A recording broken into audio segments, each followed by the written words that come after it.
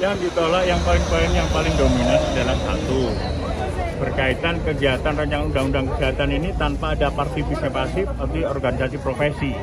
Pertama, jadi organisasi profesi tidak dilibatkan. Tahu-tahu muncul rancangan undang-undang Omnibus Law, yang mana seperti undang-undang sapu jagat. Jadi undang-undang di atasnya otomatis undang-undang masalah kebidanan, masalah kedokteran, masalah keperawatan itu akan dihapus semuanya. Sehingga tidak ada namanya perawat, dokter, organisasi profesi dokter, PDGI akan dijadikan menjadi satu adalah tenaga kesehatan. Dan ini pun nanti di dalam proses perjalanannya organisasi dokter, organisasi ini nanti diambil oleh pemerintah.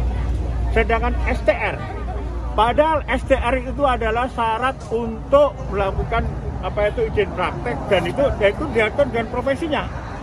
Dan STR-nya ini kalau dari RUU Omnibus Law cukup sekali dalam seumur hidup. Padahal di dalam kita, di dalam organisasi profesi kita, baik IBI, PDGI atau PPNI, itu tiap 5 tahun. Tiap 5 tahun itu berkaitan sama satu, pengembangan profesi, orang ini sehat atau tidak. Karena harus dicek dulu, menjaga keselamatan dari masyarakat yang mendapatkan layanan. Jadi, seorang tenaga profesi itu harus sehat. Makanya harus sehat secara fisik, mental, dan kemudian berkaitan sama itu harus dilakukan evaluasi peningkatan keilmuan. Jadi tiap 5 tahun organisasi profesi ada pengurusan STR. Apakah orang ini mengembangkan keilmuannya? Harus dikembangkan keilmuannya. Karena kenapa? Nanti berkaitan supaya masyarakat itu mendapat layanan yang baik. Itu yang berkaitan sama satu, STR.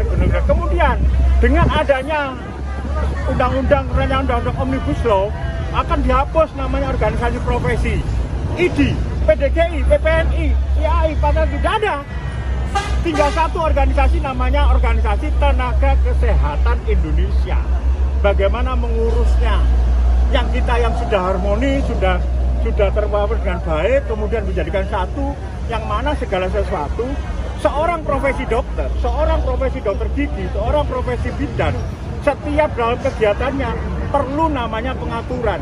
Pengaturan dalam sisi apa? Dari sisi administrasi dan sisi etik. Karena kalau ini yang menjadi masalah adalah masalah etik. Terus etiknya siapa yang akan mengontrol? Seorang dokter yang misalkan ada komplain dari pasien, ya kemudian perilaku dokternya ini, yang mengontrol siapa? Organisasi profesi yang memanggil, yang memperbaiki.